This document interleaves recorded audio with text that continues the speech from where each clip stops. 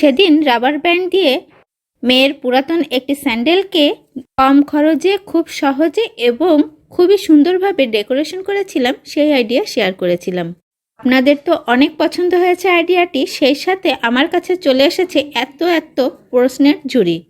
প্রথম প্রশ্ন, আপু এই রাবার ব্যান্ডগুলি কোথায় পাওয়া যায়?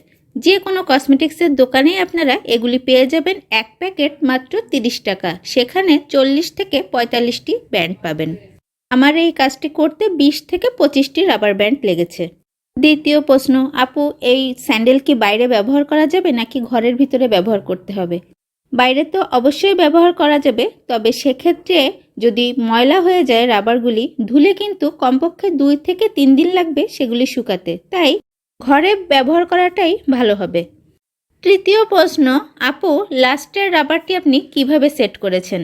আগের ভিডিওতেই বলে দিয়েছিলাম, তারপরেও বলছি, একেবারে লাস্টের রাবারটি আমি সুই সুতা দিয়ে পাশের রাবারের সাথেই সেলাই করে দিয়েছি। আঠা ব্যবহার করলে অথবা গিট দিয়ে রাখলে পরবর্তীতে খুলে যাওয়ার সম্ভাবনা থাকে।